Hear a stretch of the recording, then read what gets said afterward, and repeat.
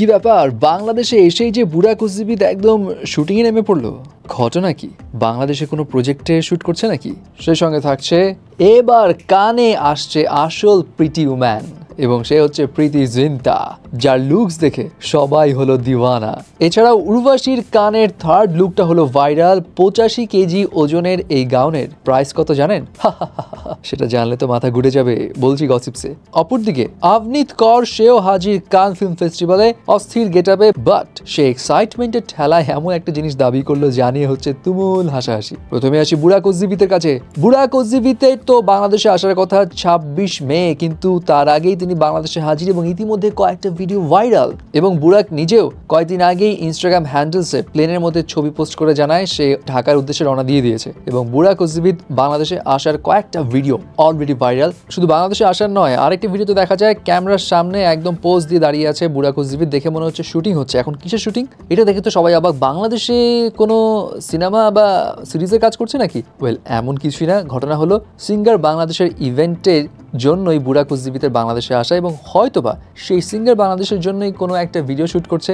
তবে আপনি যদি বুড়া কুচিবিদের ফ্যান হয়ে থাকেন, তবে আগামীকাল মানে 26 মে কিন্তু বুড়াকের সঙ্গে আপনার দেখা করার সুযোগ থাকলেও থাকতে পারে। তার জন্য সিঙ্গারের বেকো স্টোর থেকে আপনাকে পণ্য কিনতে হবে। এবার আসি প্রীতি জিন্তার কাছে। কানের রেড কার্পেটে তো অনেক সুন্দরী দেখলাম, কিন্তু এবার আসলো আসল সুন্দরী, এবং সে হচ্ছে প্রিটি ওম্যান প্রীতি জিন্তা।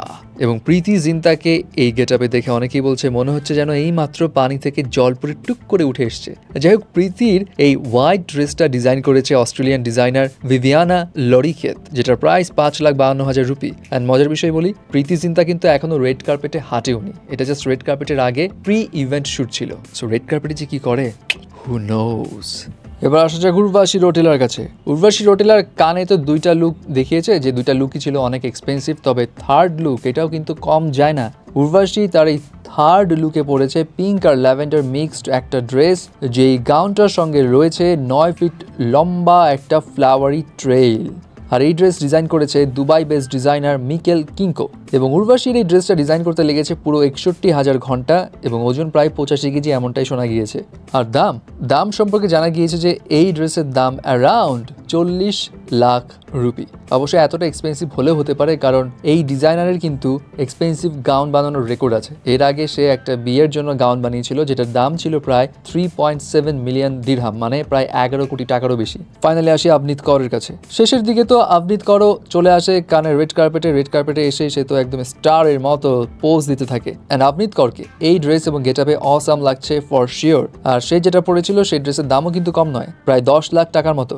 এবং আবনিত যে হিলসটা পড়েছে সেটার দামও প্রায় 2,07,600 টাকা। যাই হোক, অনেকেই আবনিতের অনেক প্রশংসা করছে, তবে এই আবনিতের ক্যাপশন দেখে অনেকেই করছে হাসাহাসি। কারণ ক্যাপশনে আবনিত লিখেছে অবশেষে হিস্ট্রি তৈরি করলাম, মানে ইতিহাস গড়ে ফেললো। এখন সবাই জানতে চায় সে ইতিহাস গড়লো তো কি ইতিহাস গড়লো? সে কি ন্যান্সি ত্যাগীর মতো নিজের জামা নিজে সেলাই করেছে, নাকি অন্য কিছু করেছে? অবশ্য ইতিহাস গড়ার মতো কিছুই করেনি, সে এক্সাইটমেন্টের ঠেলাই ক্যাপশনটা দিয়েছে, যেটা নিয়ে পাবলিকরা এখন মজা নিচ্ছে। আসলে বিষয়টা হলো সে নিজের ফিল্ম প্রমোশনের জন্যই কান ফিল্ম ফেস্টিভ্যালে গিয়েছিল।